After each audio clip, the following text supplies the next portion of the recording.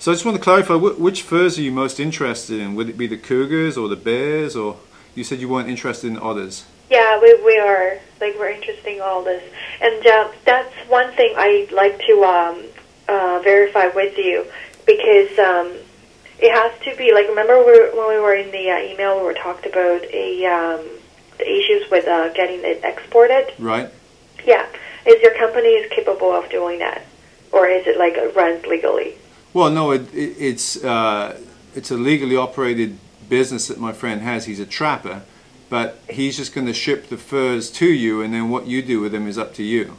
And the other thing is the endangered cougars from eastern Canada, there's not so many of them, so they may be a little expensive. Do you have any idea what kind of price you're willing to pay?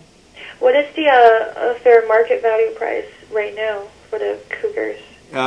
He's thinking about $300 a pelt, depending on or maybe a bit more depending on the condition. But is that in the price range that you had in mind? Probably, but I have to talk to my client. Also, those furs, are they, like, I wouldn't say it's processed, but are they all washed and nicely maintained? How do you want them? I mean, he can deliver them to you however you want them. Buying them is not an issue. It's the matter of shipping them over to China. That's an issue. Okay, well that's up to you. We'll get you the product. How you get it to China is up to you. We have no experience with that sort of thing.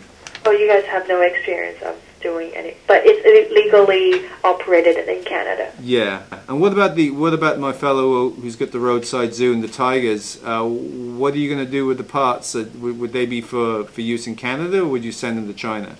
All of this are going to be sent to China. If the quality of the furs is really good from the eastern Canadian cougars, would you buy a few hundred at a time, or would you? I will go from lower, like a small quantities first. Like, I will probably give them like 10 or something first, and then let them see, because we don't want to have any troubles at the airport either. Okay.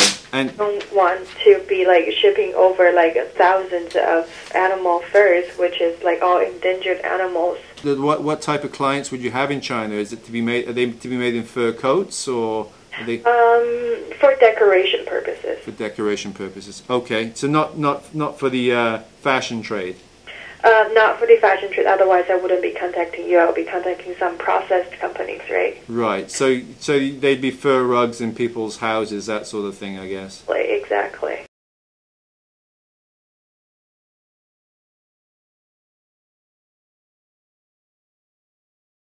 It's not a part of our business. Our part of business, we just provide the services for our clients.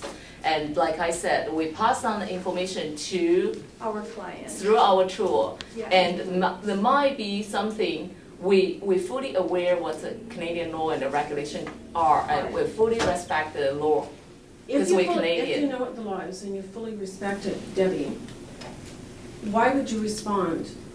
Thank you for the information from earlier regarding the captive tigers. Our client is very interested in taking the furs. However, we will still need to see the pictures. Once the client is satisfied with the quality in the picture, he will be placing orders. 5 captive tigers fur is actually not enough.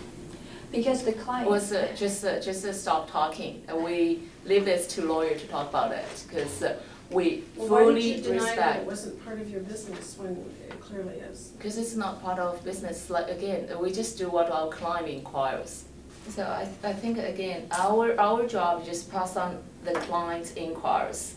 And it totally is from client. It's nothing to do with, because we are business matchmaker. Yeah. But isn't it your responsibility to check into what the Canadian and British Columbia laws are? I think our team is, before we do anything, we check the regulation. And I think now we prefer to talk with our lawyer if any step is against the law, and we can find out.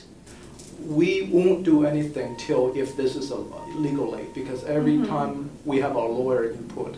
If our law saying that is follow that way, if not follow that way, we will stop it. We will correct it. In the beginning, when a client put in an inquiry, and then I'm just following what the client's inquiries.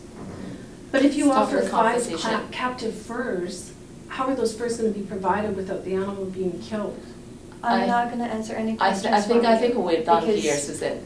Basically, thank you very much. thank you for your time. And we're going to this is talk not to your what we're lawyer, gonna and do. if you have any question, talk to our lawyer.